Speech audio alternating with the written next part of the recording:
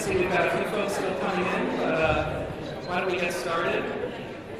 This is a little bit of an odd setup, and we've all agreed that we're going to try to stand up when we speak, and we hope this to be interactive, so when you speak, if you can stand up as well, because I think it's going to be hard to get the voices heard throughout the room. My name is Josh Weiner. I'm the Executive Director of the Aspen Institute's College Excellence Program.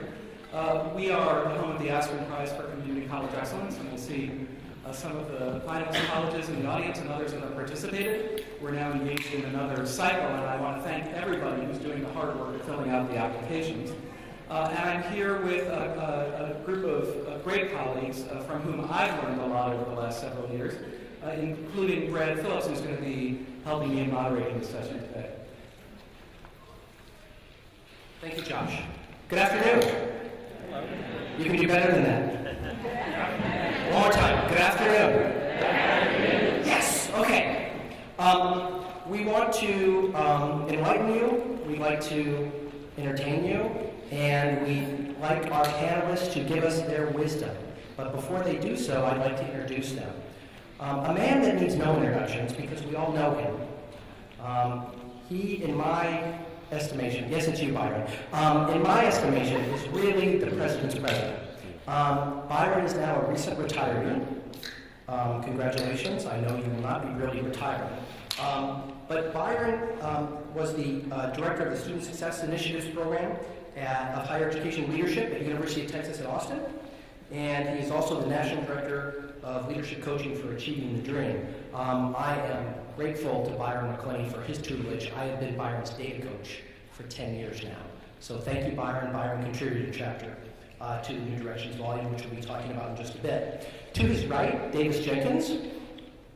Davis is a senior research associate at the Community College Research Center at Teachers College at Columbia University.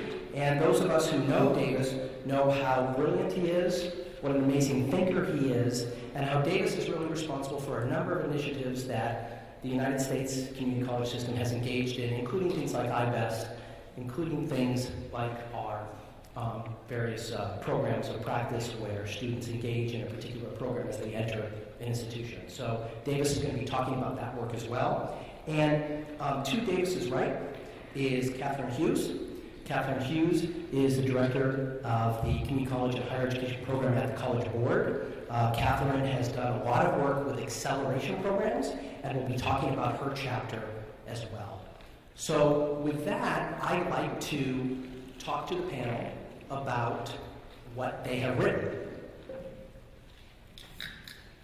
And so I'd like to start with Byron McClenny.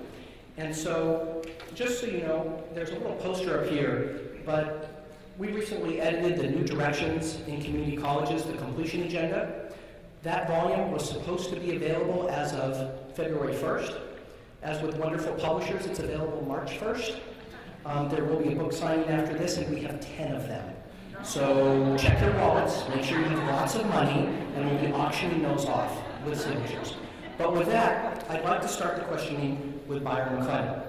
So Byron, you've written about leadership, and I'd like to understand what are the most important steps a leader can take to foster higher levels of student success?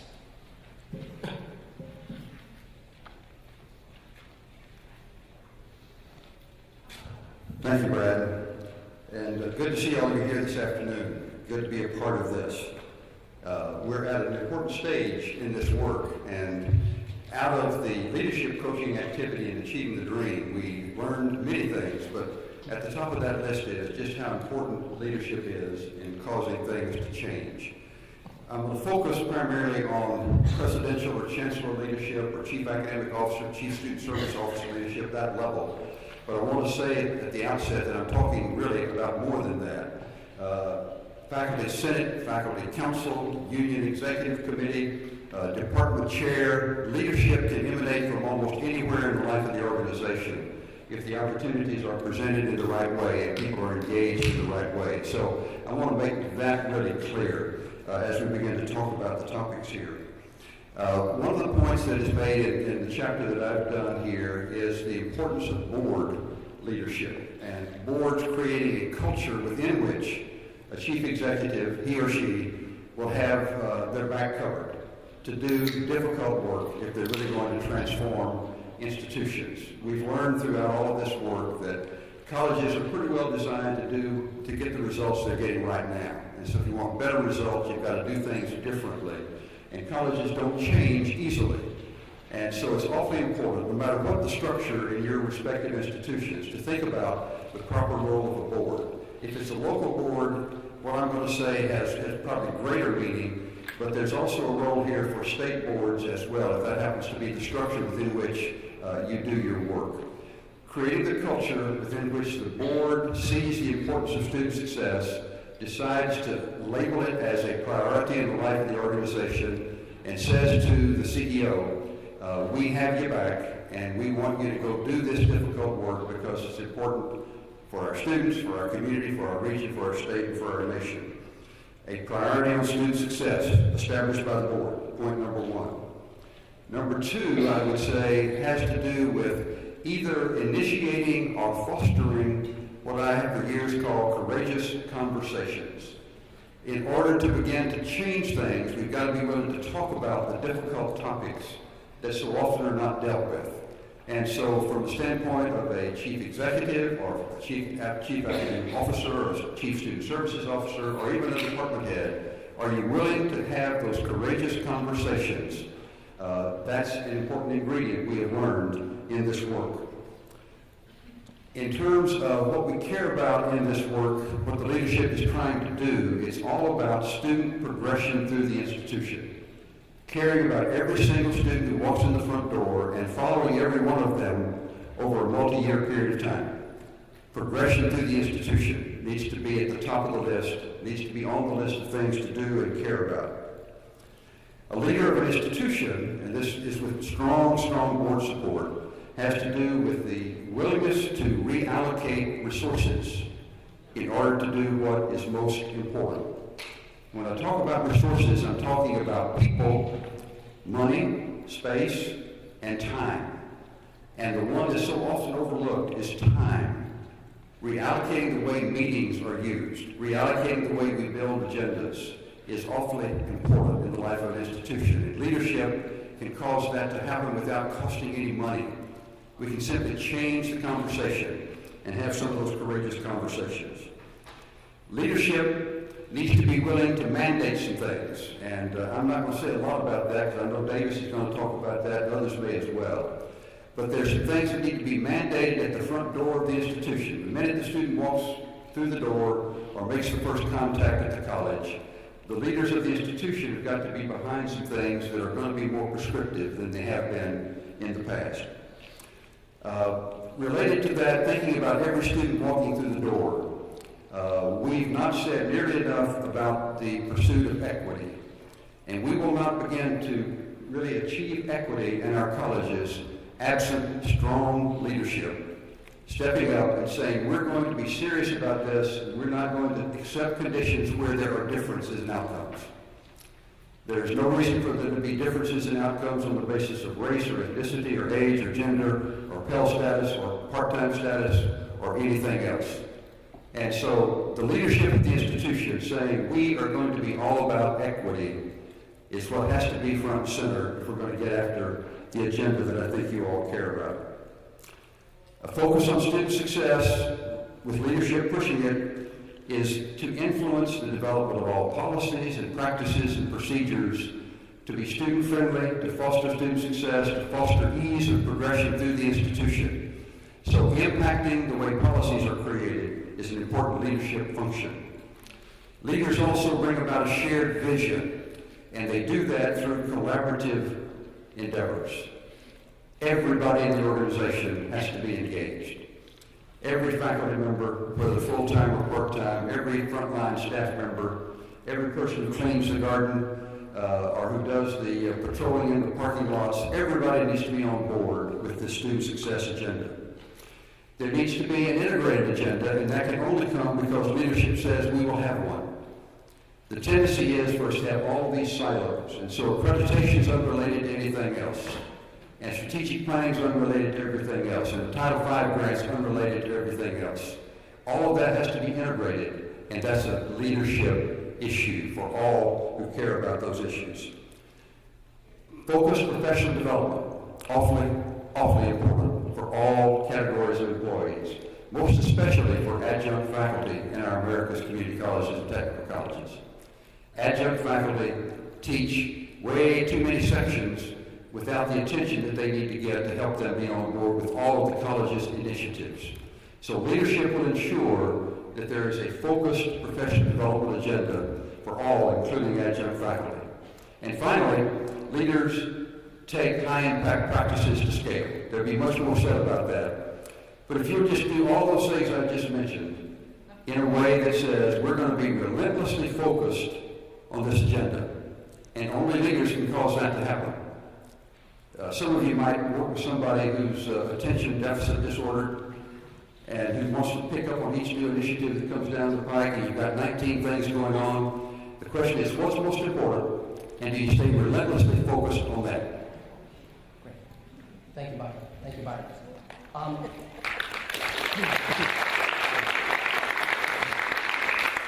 Now, Byron makes a compelling case for leadership, and it's leadership in the case of our book around the completion agenda about completion.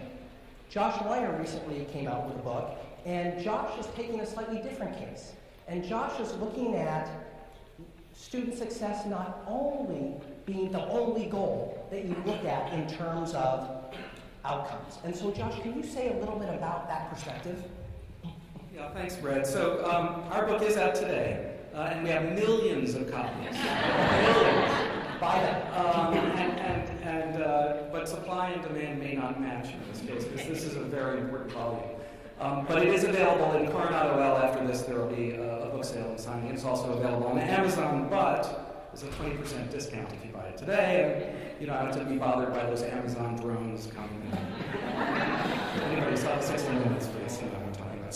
So our idea actually is that colleges, community colleges, are defined by student success entirely. But that what matters is seeing institution-wide success. And every time I sit on a panel with Byron, I'm struck by how he's really embraced for much longer than we have in the prize and the work that I do, this idea that it's not about individual programs being pieced together, but it's about institutional reform. And before you get there, the question is, what does student success really look like? And we brought together a group of people from, actually, Bill Trueheart was part of our initial panel on data metrics. We brought folks from AACC and a lot of other places in the sector. We said, what defines community college student success? And we came up with 4 things, and the book and all of our work is organized along these 4 things. And I would argue that if you have these 4 outcomes, all of them are measurable to some degree, but there's also qualitative work that needs to be done in each area, that in fact you will achieve great success for students. And by focusing on any one of them, you may lead to some unintended consequences, but that by focusing on all 4 together, you can truly achieve great levels of student success. So the first one, not surprisingly, is completion and transfer to a 4-year college. I think this is really important because while completing a 2-year degree before you go to a 4-year college is better, going to a 4-year college is a success for many students before they get the associate's degree. And we have to acknowledge that in places like California, where the incentive structure does not drive towards completion of the degree before you transfer, that completing a semester or more of credits is actually, and going to a 4-year college, is a great success for students. Generally, it means that graduation rates go up. And let's remember that 80% of community college students report when they enter college that they want a bachelor's degree. So transfer to a 4-year college is, except for a few schools now offering 4-year degrees in the 2-year sector, absolutely critical. So the first is completion of a credential and or transfer to a 4-year college. The second is equitable outcomes. We've got to make sure, look, there's a real risk here. It's very easy to increase completion rates by cutting off access to those who are least likely to complete. I mean, it doesn't take higher math to figure that out, right? You reduce the denominator by those least likely to succeed, guess what? Your graduation rates go up, but your numbers don't go up.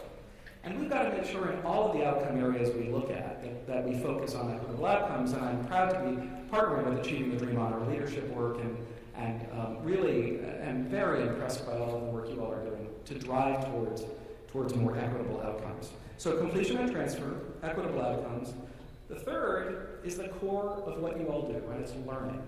I think a lot of people shy away from that because it's not comparable. But in fact, we see colleges all over the country doing remarkable work on learning, and it requires intentional focus. So for instance, West Kentucky Community and Technical College, one of our finalists, the faculty got together and they said, students can't read for meaning.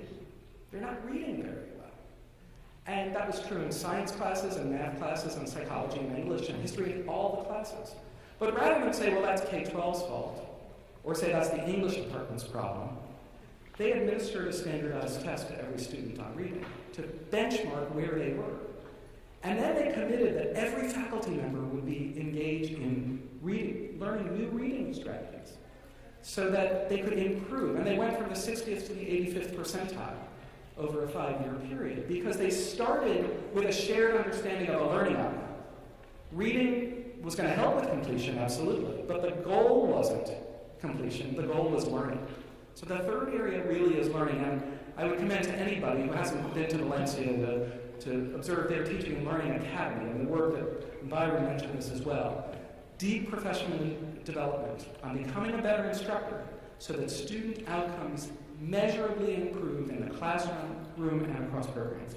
So completion and transfer, equitable outcomes, learning, what's left? Post-graduation success, by and large in the labor markets. This is something that excellent community colleges do. They realize that the college is not a destination. It is a path from something to something else. And if you know where students are going, if they're going to transfer to a 4-year college, it's really important to know whether they actually achieve that goal. And do they get a bachelor's degree? And that's not just a measure of the 4-year college's success, it's a measure of the community college's success. That if students are well prepared and advised to go to the right program, you can actually improve their bachelor's degree attainment rates. And this is what great community colleges are doing, and we have very specific descriptions of how that happens. For other programs, it's about the labor market outcomes, right? It's not going to a 4-year school, but ultimately most students come to college, not just community colleges, all colleges, because they want better lives for themselves. And the first definition of that, whether we like it or not, whether we think that colleges ought to be equally aimed at democratic engagement, civic engagement, there are a lot of the really important outcomes that we should be aiming for. But the primary one is a job with a living wage, with a family-sustaining wage. And great colleges are looking at what happens after students graduate. So Walla Walla Community College, the co-winner of the prize this last year, closed a fully enrolled program in culinary arts. And that's a hard thing to do because we're defined by enrollment. We're going to lose revenue. But what they saw was that students weren't getting jobs that paid family-sustaining wages, that students were getting jobs at minimum wage, not really better than high school graduates were getting. So they closed the program. They reopened it a few years later, built around what they investigated really mattered for students. So it was built around, they have a culinary and wine economy now. And so they built it around catering. They also built it around gleaning the local farms of their produce to can it for the homeless shelters. There's a civic engagement, but you could make a living working in that way. They built it around a food truck. They bought an excess food truck. And they taught students how to engage in having a small business.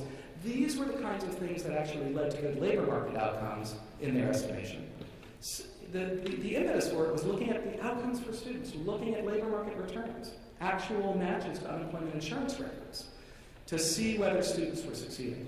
So just to summarize, this book has a chapter about what that looks like in each case. And our view is that if you focus on learning, you'll engage faculty, and you'll really make sure that students are day-to-day, semester-to-semester, program-by-program learning. If you focus on completion and transfer, you'll make sure that students have better lives. It's much better to complete than not. And completing can be either a 2 or a 4-year degree. Ideally, it's both. Thirdly, if you make sure that what students learn and completed has value when they graduated, then you're really setting them up for success. And finally, in all of those areas, we've got to make sure that we're closing gaps and achieving equitable results. So I'm happy to talk more in the question and answer period about the book, and I'll be available to sign and sell, and again, 20% discount. Thank you, Josh.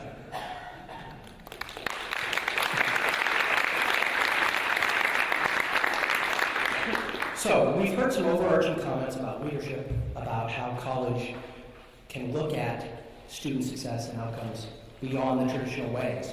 But the question is, how do colleges then organize themselves in order to develop these kinds of pathways or programs for students? I'm fortunate enough to have reviewed Davis's early work on creating structured programs of study for students. And I'd like Davis to talk about, well, what is that? And how does a college come together to develop these programs of study? Davis?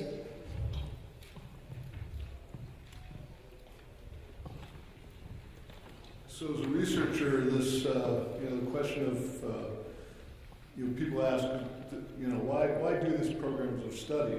What's the evidence that supports it? And as a researcher, it sort of cuts both ways, because what we're talking about is a very comprehensive systemic change where you're more clearly laying out the paths for students, not just into the institution, but very importantly, where they lead in terms of further education, as Josh was saying, and in particular, junior standing in a major, and in terms of the labor market.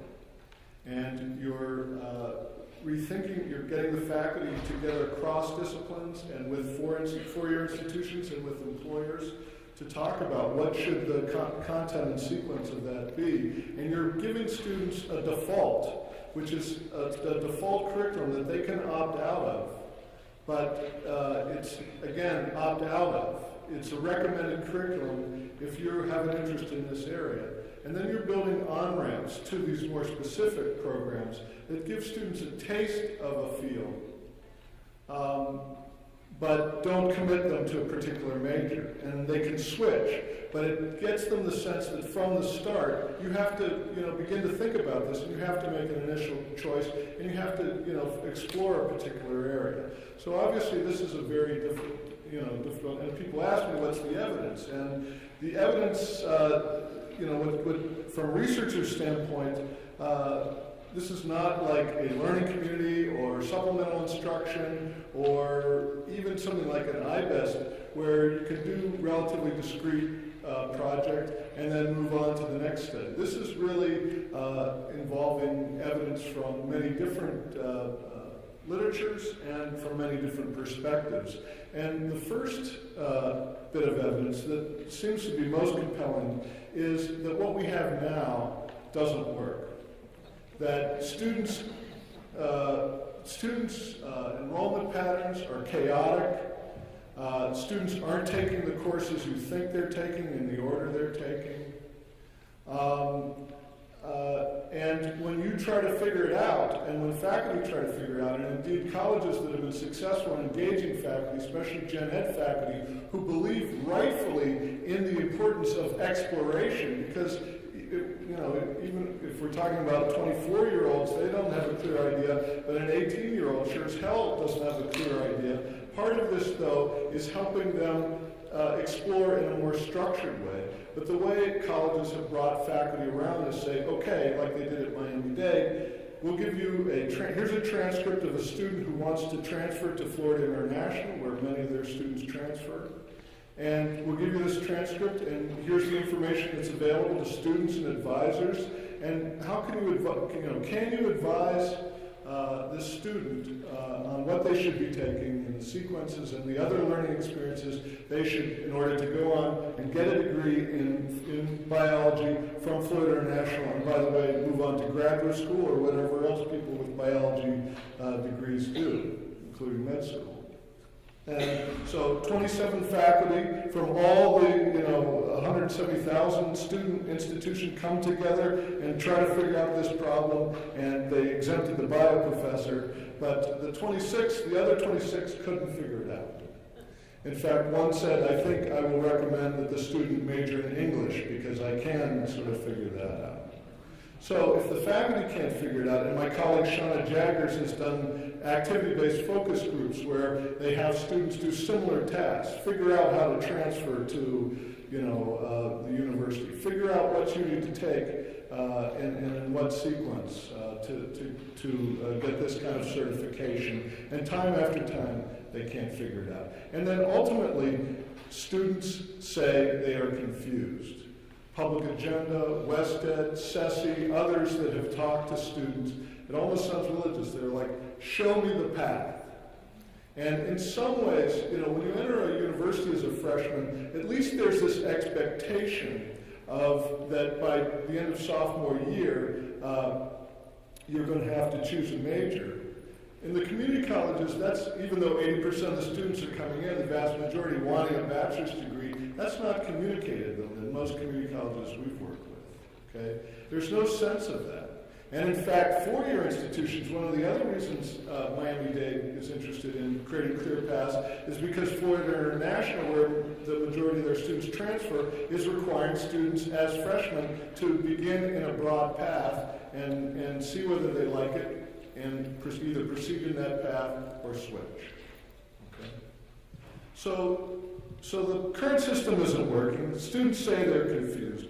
And then there are three areas of research that support the idea, which I admit is really, at this stage, a hypothesis. And so we're going to be proving it out over time. But I'll just briefly mention what those are. The first is in behavioral economics, which is the idea that students people can't choose from more than 6 or 7 items, whether it's toothpaste or a program of study. Okay, so if you break it down, you force them to choose among a set of options, say 6 or 7, which is what this generally boils down to. 6 or 7 broad fields like business, healthcare, social behavioral sciences, STEM, and allow them to explore in a way that doesn't lock them in. That is what is called active choice. You're giving them a broad choice. And then within that, you're giving them a default, which is a default set of choices created by experts, i.e. the faculty and the advisors, based on this is the pathway that we would recommend you choose. If you want to customize your own path, that's fine. And in fact, students who want to customize their own path, I don't worry about them because they know what they want to do. But I'm telling you, that's a minority of your students. So behavioral economics, 2 more areas quickly. One is, and this is really, I think, maybe very important given the importance of learning, which is the importance of academic coherence. There's very compelling research from K-12 education that students, especially disadvantaged students, learn best in schools where instruction is coherent, built around a coherent curriculum that is geared toward the same goals, and that everything, testing, tutoring, everything is built toward these learning outcomes. And if you don't have that, students aren't building their skills across the curriculum, so that all you have is sort of a collection of discrete courses, and students aren't going to be able to write by the time they get to be juniors at the university, and they're going to go to the university, or to employers, not being able to critically think, even if they have technical skills, which isn't that useful. So there's compelling evidence, including from higher ed. I'd recommend the work of the Eberly Center at Carnegie Mellon. I'm not just saying that because I got my doctorate there, but they've compiled 7 principles of effective teaching in higher ed, 7 principles of effective learning, and a lot of it is about connections and coherence, which of course you and the audience or faculty know is key. And then the final thing is around organizational theory, which is in research on effective organizations, which is that organizations that are really effective, everything they do is aligned to accomplish that mission.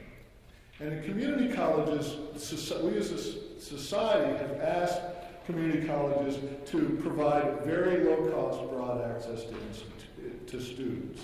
But now, because of demographic changes and all kinds of political changes, we're asking, as a society, community colleges not just to get them in the door, but to get them out. And if that's the goal now, get them in the door and get them out, we need to rethink how everything we're doing, as Byron says, soups to nuts, helps focus on progression toward the kind of outcomes, not just completion, but further education and employment that Josh was talking about. And that sort of leads you to this pathways hypothesis, and I look forward to proving it with you in the coming years.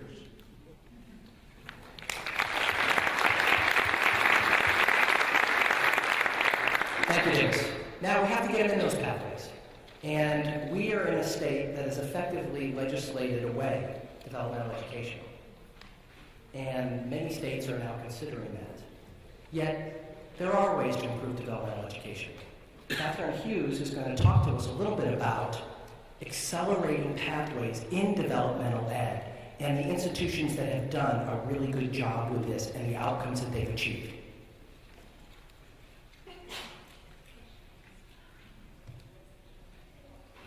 Hi everyone.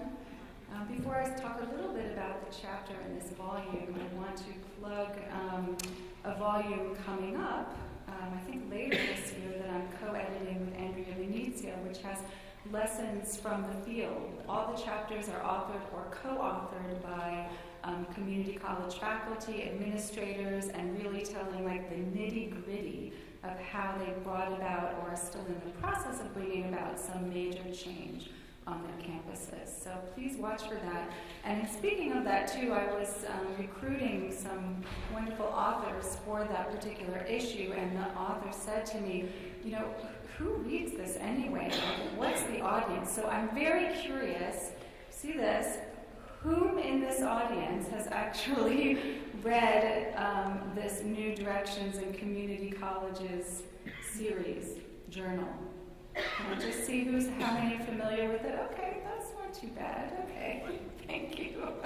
So some people are familiar with it, and hopefully now everyone's familiar with it. And how often does it come out, Brad?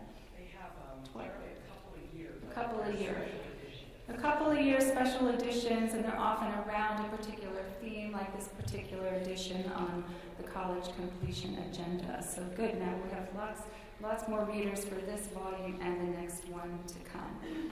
So my co-author in this volume is also Andrea Venezia, and the particular chapter is on acceleration. And of course, generally acceleration refers to speeding up, and the college completion agenda is essentially about speeding up credential earning by community college students. That's what we're all aiming for.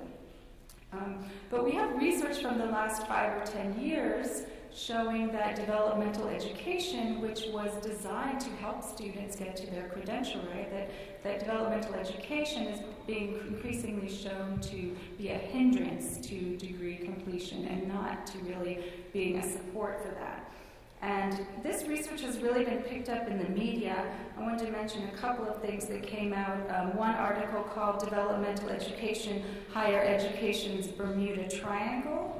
A Washington Post columnist wrote about assessment and placement in Dev Ed, and I don't know how many people saw that, but he titled his article, Community Colleges Wasting Students' Time and Money. And then we have Stan Jones, the president of Complete College America, who says it's not possible to do worse than we're doing today in developmental education.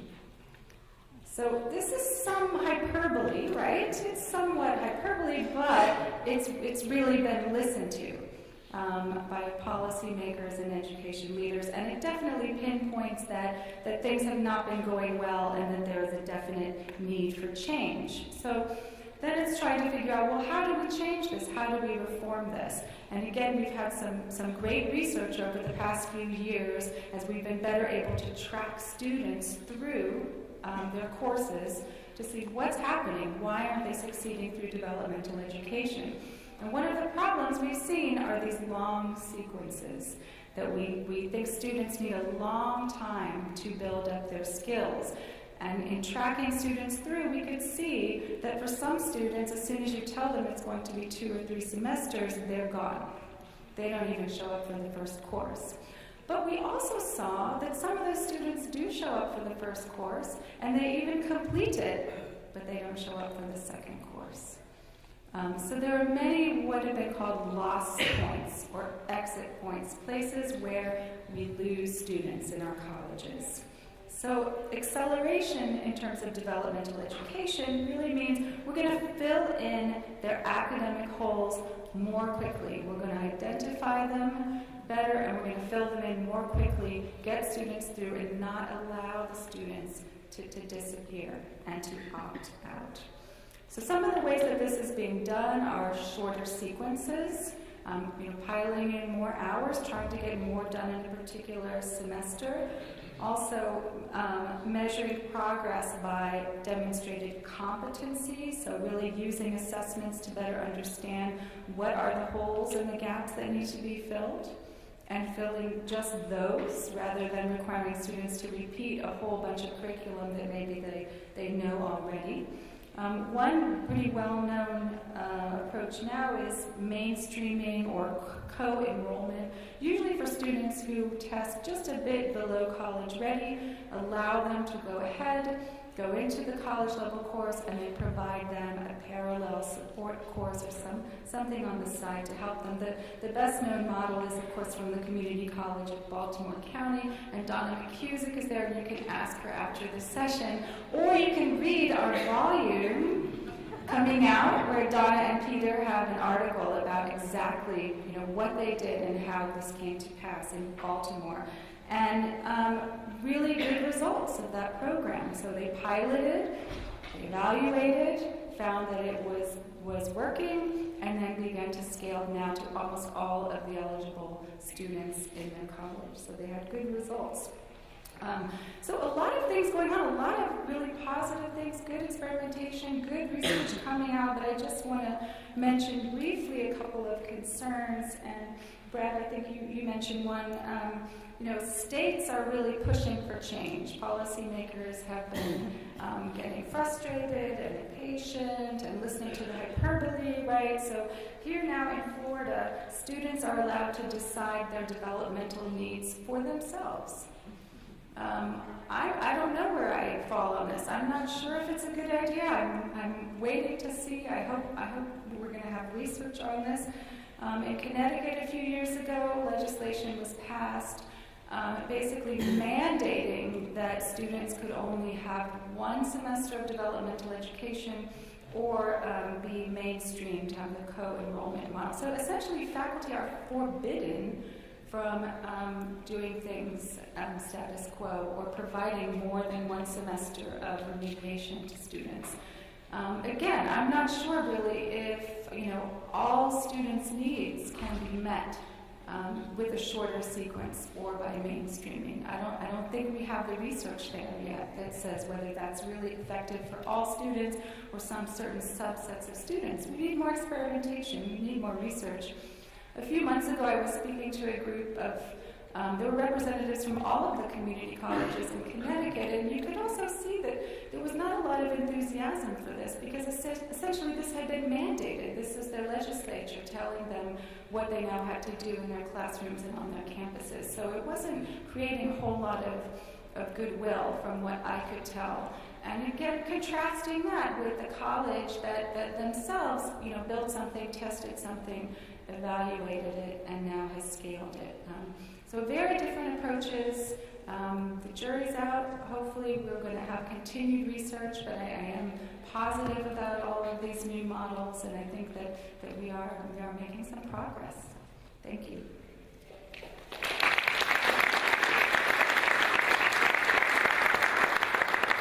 So for the moment, we asked Brad to come up with a ventriloquist routine so that he could ask himself a question.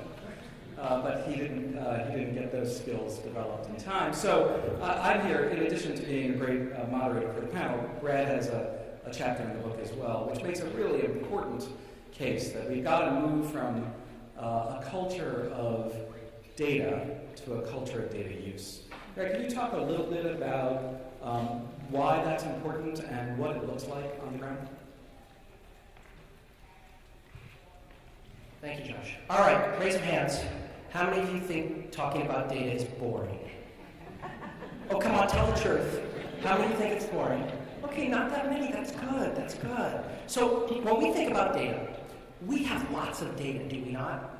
You have data from national initiatives. You have data locally. You have data from Achieving the Dream. But the question is, how much of an impact does that make in terms of the judgment about that data and exhibiting behavior, that is, changes in policy and practice about that data.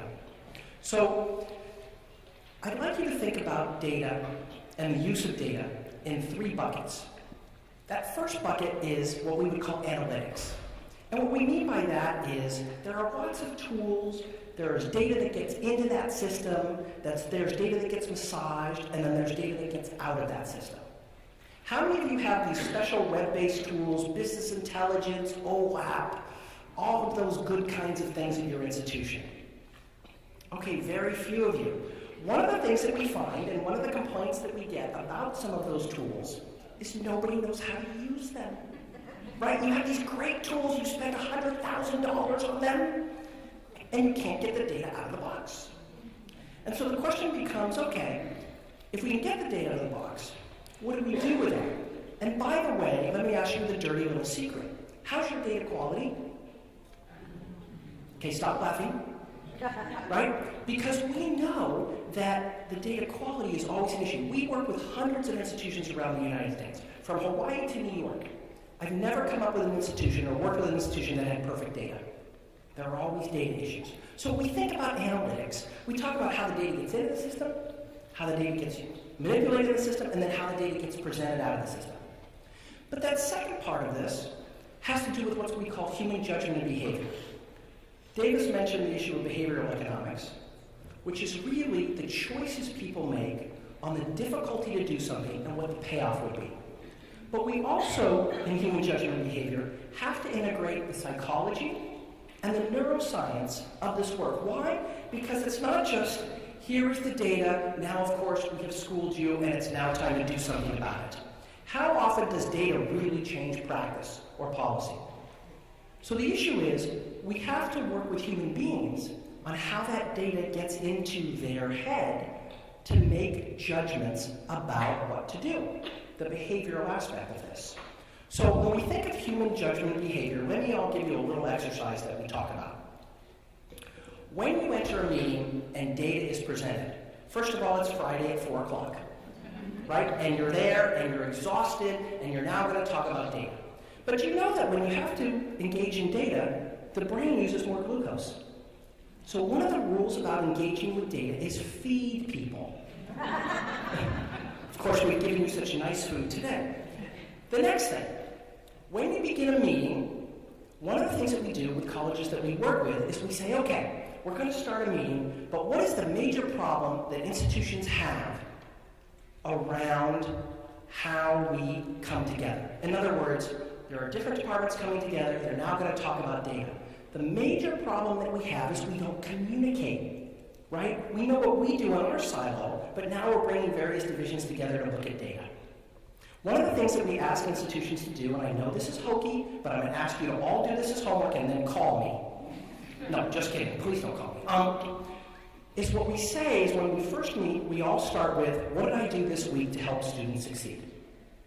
That's called the effective priming. You don't necessarily have to do that, but you need to do something positive when it comes to looking at data. Why? Because when we generally meet about data, we slap it down and we go, look how lousy our completion rates are. Human beings shut down with that. Have you ever heard of Elizabeth Kubler-Ross's stages of death and dying?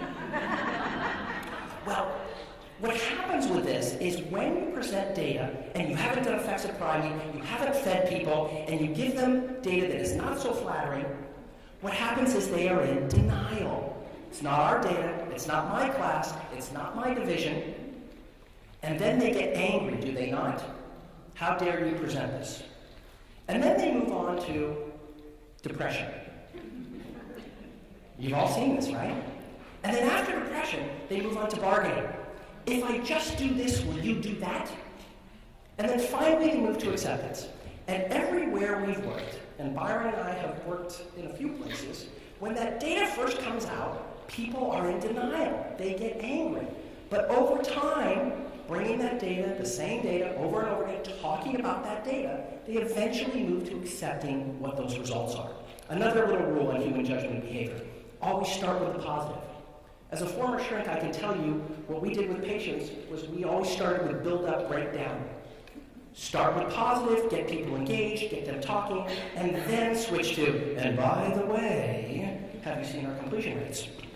So as part of the human judgment and behavior piece, we want to make sure people are safe and comfortable when we look at data. It's not Friday at 4 o'clock in the afternoon. It is not data that they have no control over. So for example, we will often present to faculty statewide completion rates. What does that have to do with faculty and their work? In other words, you have to link the data that they have a chance to make a difference about with their jobs, right? So the issue is you have to link that. Now moving on to organizational habit or organizational behavior. How many of you have recursive activities at your institution, regular basis, where you sit down and you look at data and have courageous conversations about it? Raise your hand. All 7 of you. Organizations have habits. Educational institutions have habits. You have a fall semester. You have a spring semester. You have a convocation. Having worked on campuses for 20 years, I can tell you every month everyone knows what's going on. They are in an organizational habit. But we are not in the habit of presenting data on a recursive basis and integrating that into our daily practice. So one of the things that we argue is when you start meetings, one piece of data that helps ground the conversation. Please don't present the spreadsheet in the sky because no one knows what's important on that spreadsheet. But one piece of data that relates to that agenda and have that conversation. So those 3 areas, analytics, human judgment and behavior, and organizational habit or behavior, are what we address and how institutions can then move forward with those courageous conversations around data. Before I conclude, I wanted to say that there are 3 other chapters in the New Directions volume. One chapter deals with the linkage of high schools to college and how to set those linkages up. Another chapter deals with linking community colleges and 4-year institutions and aligning that curriculum. And the final chapter deals with a much-needed area of student financial aid and how best to organize around ensuring that your students, as we heard this morning, have the means to complete their education. So with that, we have a little bit of time.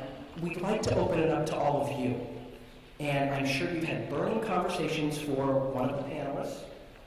And I'd like to just walk around with a mic and ask whoever wants to ask questions of our panelists. I'll walk around and hand that out. So with that, yeah, who has the first question? Who has the first question?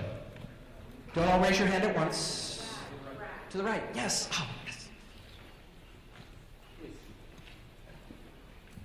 I'm very interested in the organizational theory that aligns everything, because every community college is different in its organizational design, and which one leads to this alignment.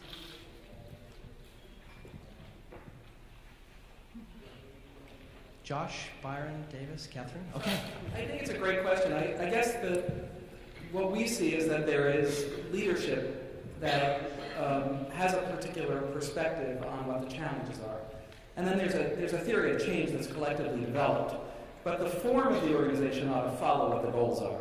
So if we look at a learning college that's very transfer-oriented, it would seem that you would want a different kind of structure potentially than one that is much more workforce-oriented. So Lake Area Technical Institute, which is a college in Watertown, South Dakota, with 30 defined technical programs, they always start with workforce in mind. I mean, their organizational structure is block programming.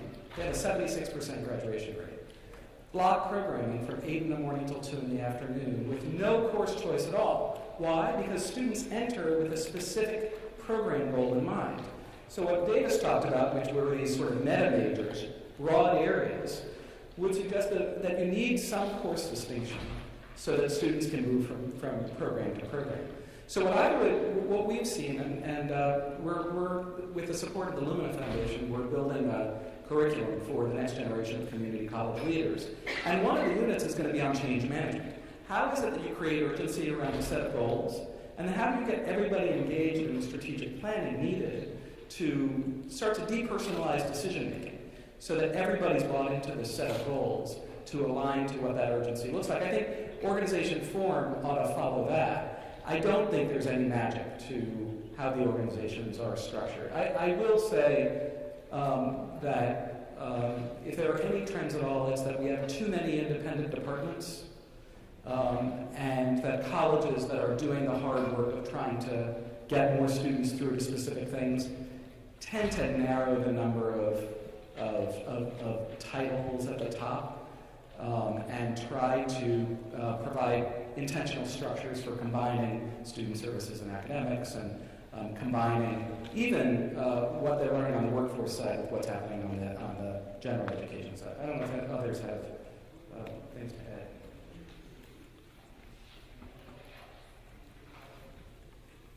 The most powerful tool that a president or a chancellor will have in the toolkit is the planning process. And the notion of having a way of determining a strategic vision for the future based on environmental scan, the review of how students are progressing or not through the institution, out of that engaging the people of the organization and talking about what our priorities need to be, given what we've now learned, and then causing every unit of the college to be involved in a planning process that leads to everybody pulling in the same direction.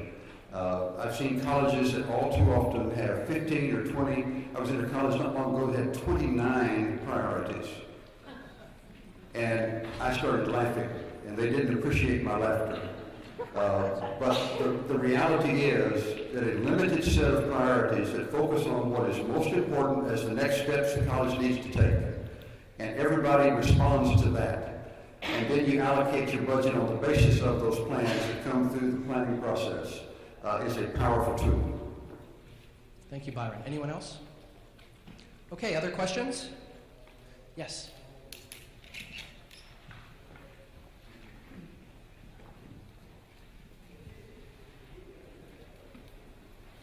Hi, I'm from California. I'm from LA Trade Tech College, and I'm trying to understand, when people are using the word pathways, it's actually a word that's used over and over again. Davis, I wanted to get a sense of what you were thinking of what encompassed a pathway. We've tried to collapse or actually house multiple programs of study into a pathway to actually lead for students to select in an easier way and try to navigate what their options are. But in the same sense, I heard earlier that leadership and chancellor and presidential vision was very important. How does that work in a state that has a strong collective bargaining presence, and in addition to a strong faculty and shared governance, or participatory governance legislation? I wanted to get your thoughts on how that happens.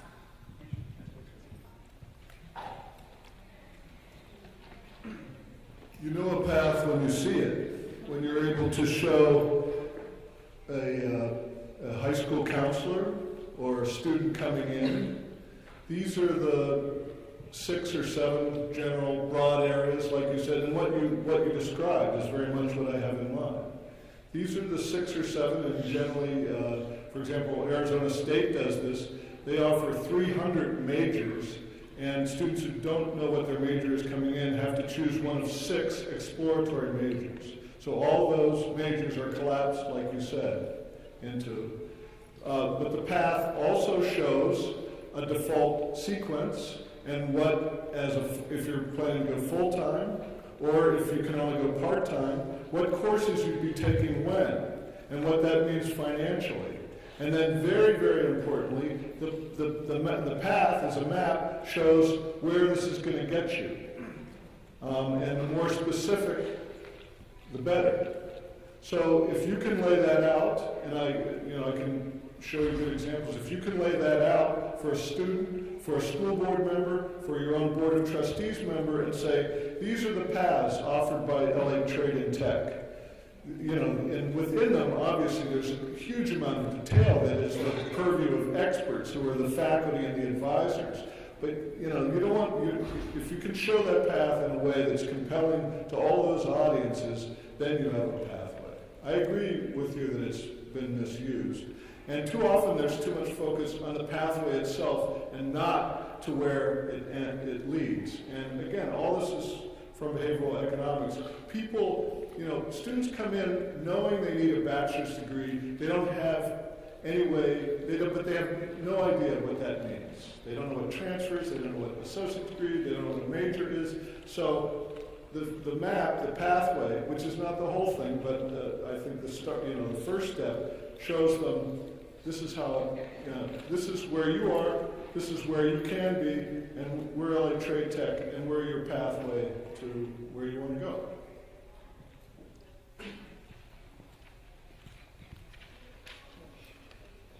Very quickly on the issue of unions and shared governance, what we've learned in the colleges that are really doing well is that there needs to be a strategy for broad engagement across the board for everybody. Colleges that learn how to make good use of town hall meetings, or to make good use of a video conference, or that make good use of a data summit, or that make good use of how departments come together to examine a particular question that relates to a data point, as Brad was talking about, a data point. But you've got to have a strategy for engaging people. And you cannot do this work well without the leadership of a faculty union, or a faculty council, or a faculty senate, or a group of department chairs, or a group of deans, or a group of campus presidents if it's a multi-campus college, or a group of presidents in a multi-college district. All of those have to be involved in a process that leads to the creation of a strategic vision and priorities for the future that focus on what's most important. And so you invite everybody to that table and you talk honestly about what the issues are. We talked about courageous conversations a moment ago, or a few minutes ago. I use that word courageous a lot. And leadership, as I was talking about it, has to be courageous leadership, and that's where the board is so important to protect. A CEO, for instance, who's willing to engage in those tough conversations. But the union leadership needs to be involved. The faculty senate needs to be involved. Department heads need to be involved. And we have to have a strategy for doing that.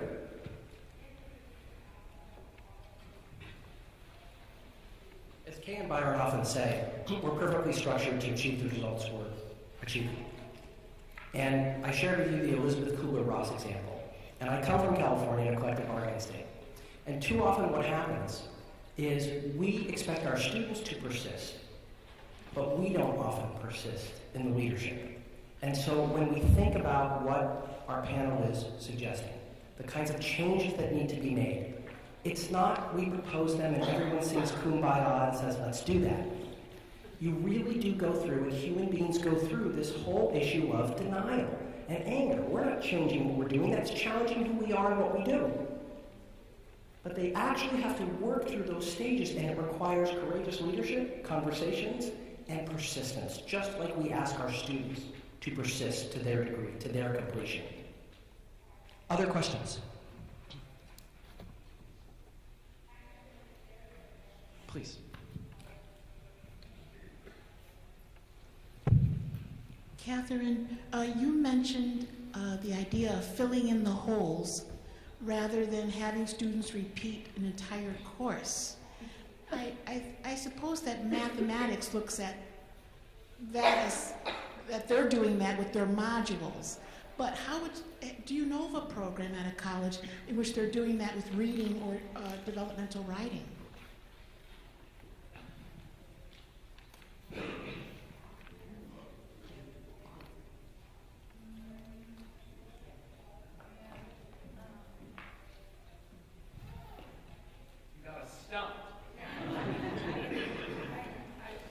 We don't know of one that's already in progress, and I mean, I think people are still talking about that and thinking of ways to do that. I think in the writing or the reading, it's more common to have one of the other models, the co-enrollment model or the mainstreaming model, than the modularization. Personally, I'm skeptical of the modularization in mathematics. I don't think it's been proven. I think they're very, I could be wrong, but just like writing, you learn to write by practicing. That's why you can't modularize writing. I mean, maybe you can modularize certain things that we already have online, like punctuation, if that's a weakness. But writing is about practicing and learning the craft of writing. And I believe the same is true of mathematics, if it's more than just learning a bunch of, disconnected skills, which I believe mathematics in its true form is. But again, I don't know that, and I have many good friends and colleagues, some of here probably aren't going to talk to me afterwards. I don't think we know that as a field, but honestly, my hypothesis is that modularization, but unless it's contextualized, unless it's more of a just-in-time support for students who are doing the real work of writing, of applying mathematics, is going to be used, by itself is going to do the trick. I would add a little bit of a caveat there. There are some colleges doing some nice work in, first of all, identifying the competencies that will be achieved in a particular course. And let's say that a student gets partway there but doesn't finish the course, creating bridge courses that can be offered during an intersession that will take a student from wherever he or she is at the point where the class ends, take care of the additional competencies during the intercession and get them back on schedule and back on track in the next term. I would call that promising and worth thinking about. Also, the other point that just occurred to me is that a lot of colleges, talking about how many students fall through the cracks in developmental courses, a lot of colleges around the land allow students just to retake the course they just failed without any intervention. And that's bordering on malpractice in my view. If a student fails a developmental math course, developmental writing course, developmental reading course, we ought to have an intervention into which they go so that we're tending to them and not just letting them flounder. I've been on campuses where students were allowed to repeat 5 and 6 times a developmental math course. We shouldn't allow that to happen without an intervention that's specifically designed to move them quickly to a point where they can succeed. Now, hopefully, we're going to deal with that in the earlier stages by redesigning those courses in the first place and reduce the number of failures. But where we have failures, let's not let them retake that same course again. Spend another semester floundering trying to figure out how to do it.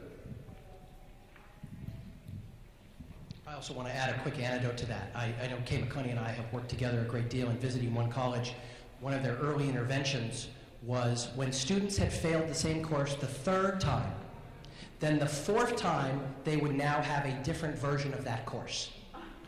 We were a bit troubled by that, and that has now been adjusted, and it's amazing the work that they've done right up front with that particular course and the accelerated nature of how students have transitioned from that developmental ed course to college-level course. I actually wanted to go back to the prior question about culture building and union responses. So in addition to the strategic planning work that Byron mentioned, which is absolutely critical for aligning resources and depersonalizing decisions, we need a much more intentional human capital strategy within our colleges. And one of the things that at the beginning of their Teaching and Learning Academy that Valencia College did was all the faculty got together to define what it means to be a great instructor. They came up with 6 things that it means to be a great instructor at Valencia. How many of you have a list of 6 things that for every department, or a limited number of things that matter? Getting the faculty engaged in that process starts to name a north about learning, about the work they do. Now, why is that important? Because then when they're creating a Teaching and Learning Academy and working on professional development, people can ask, which of the competencies is that aiming us towards? What evidence do we have that people are getting better at those competencies? It also can affect hiring practices, right? So everything at Valencia on the human capital strategy is aligned with these competencies. So when people are hired, they're really thinking across departments, are these people good at these 6 competencies? Do they want to get better at them? When people start the process of getting tenure at Valencia, they look at the list of 6 competencies, and they have to develop an individual learning plan for themselves so they can get better at one or more of those competencies. It's not being ordained by somebody else. These are the competencies faculty decided on. And so people are hired against them. They get tenure. If they're serious about doing action research in the classroom to get better at those competencies, that's what the measurement of tenure relates to. So in addition to strategic planning with who's there, I think we've got to think much more intentionally about who we're bringing on board and trying to come across departments. And this is hard work because every unit wants to hire who they want to hire. But if you can start with a shared understanding of what great instruction looks like and what great skills look like, and everybody who's in the tenure process is driving towards that set of competencies, now you've got something. And now you've got something to hire against, you've got something to talk about, you've got something to align your professional development dollars against. Professional development dollars very typically are first come, first served to go to conferences. That is not an intentional strategy for what it means to be a great instructor. So I think that in addition, and I would second Byron's nomination of the strategic planning process as absolutely critical to getting everybody on the same page, we also need to hire and develop people against a defined set of things. And I have to say that when you talk to faculty at a college that's done that kind of thing, you really hear much more commonality, and by the way, excitement.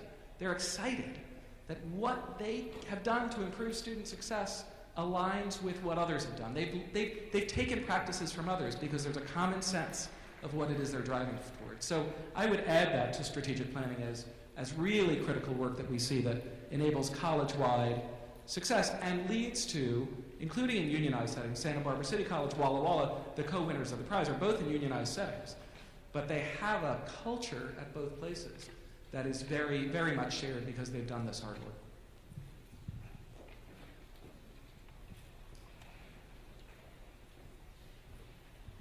Thanks so much. Lou Venturelli from the Center for Student Success at the New Jersey Council of County Colleges. Dr. McClenny, you opened up by saying that leadership can come from any part of the organization, and seldom do we talk about students taking a role and being an active stakeholder in their own success.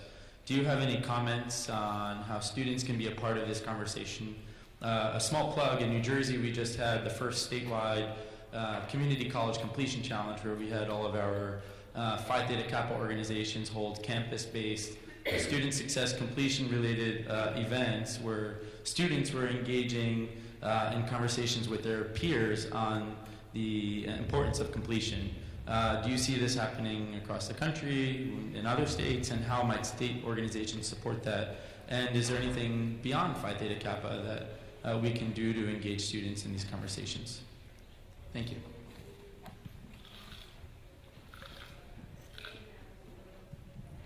Well, how many of you have been engaged with Phi Theta Kappa in having your students sign the completion pledge? How many around the room? Look at that. That's great. Maybe close to half.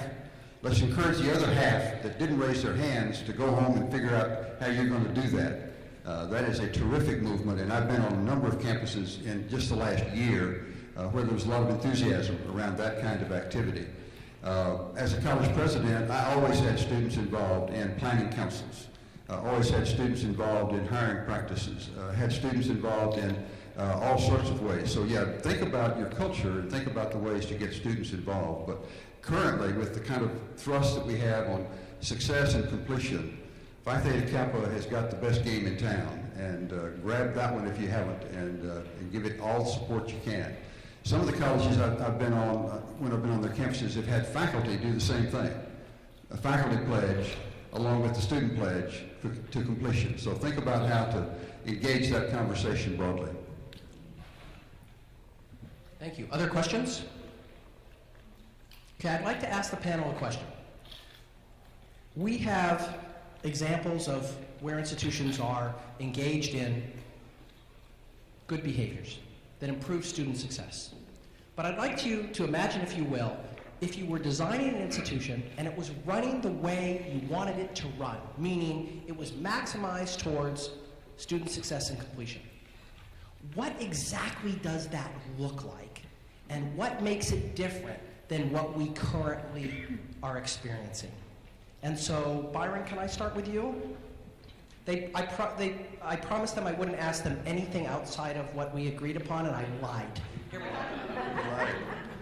Okay, think of what would be different. From the very point that a student makes a contact with an institution, the institution has a strategy for engaging that student with others as quickly as possible. Engagement with others as quickly as that can happen.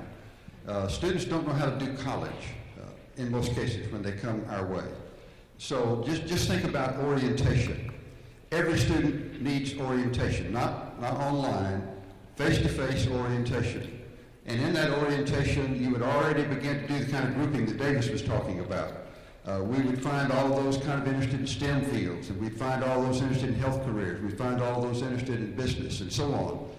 And begin to work with them right at the front door with other students who have similar interests as they have, and bring faculty from those departments that might have an interest in being in contact with those students who are expressing an interest in their fields. And start the conversation right up front. We would also ensure that no student would ever take a high-stakes test, assessment test, without a careful refresher, a summer bridge, a boot camp, a preparation for that high-stakes test, and we would ensure that success rates would increase dramatically as a result of that. We would ensure that every single student who came in the front door would create an education plan as fast as we could cause that to happen. We would ensure that the first week the student's in class, if he or she begins to flounder on whatever basis, there'd be an early alert system to send that student to an advisor or to a student success coach or a case manager. It's simply intervening early and creating engagement for students. And we would also ensure that the instructional strategies embrace this engagement idea. I've been involved in colleges that made the big bet on learning communities at the front door.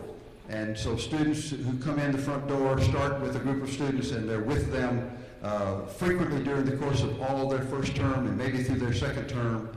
If you heard the Georgia State presentation, you heard that reference to cohorts of 25 in learning communities. That's the idea I'm talking about. Inescapable engagement would be right at the front door, and that would be a place to start. Let me pass the microphone down to colleagues. My ideal college would be pretty much the same as Byron's, except we'd only admit women and only women would work there except me.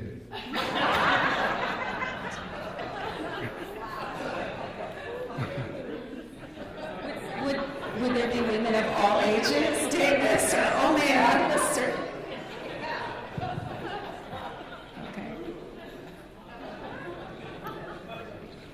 Women of all ages, or women only of a certain age range doing this? Okay, I would just add that the classroom instruction would be so engaging and interesting and relevant that students would do whatever it takes to get to class for every class session.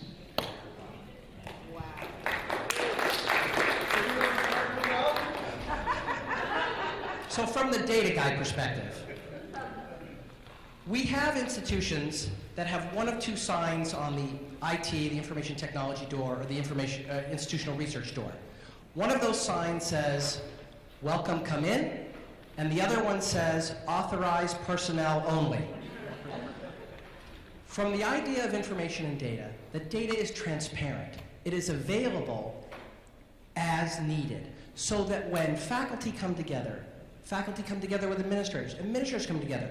When a question comes up, they're able to access that system and look at what's happening to students so that it's not a question I can't ask, but rather one that is readily available to be answered and discussed.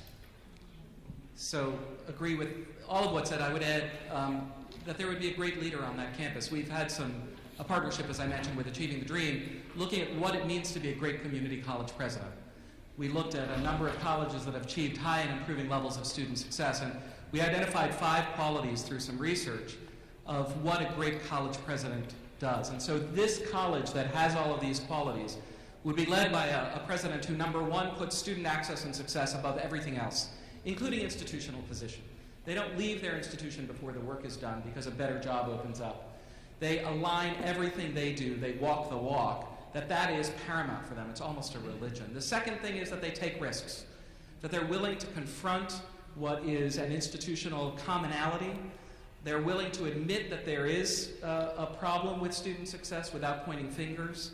They're willing to reallocate resources, to take culturally difficult risks to ensure student success. Thirdly, they are really good change managers. I am so impressed by college presidents who are able not to ordain, and there are some mandates we need for students, but that has to come collectively, that are able to build urgency, to build plans, to help people understand their role in achieving student success, and then evaluate what works and stop what doesn't and scale what does. Those qualities of change management is third. Fourthly, that they understand that they can't do the work alone.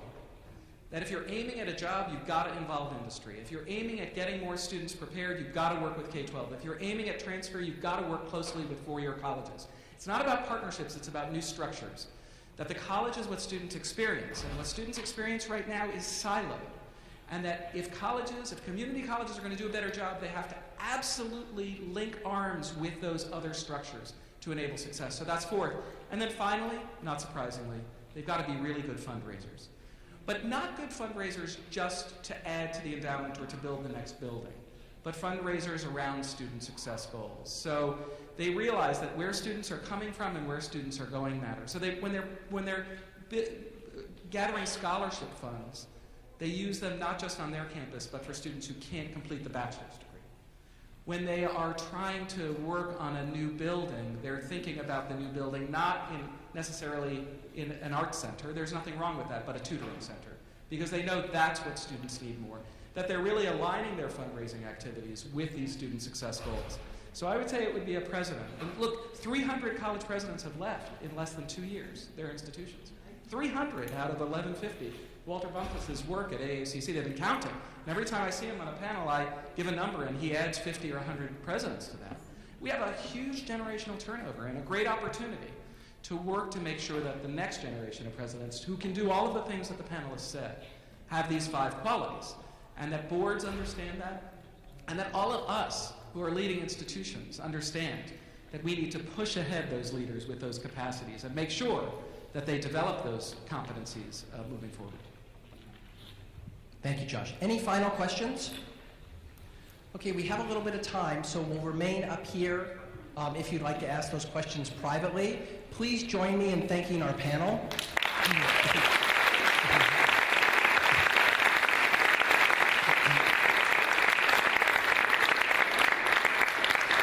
There is a book signing sponsored by ETS, I believe at 5:30 in the Coronado Room, where we'll be available to sign the books that we have available.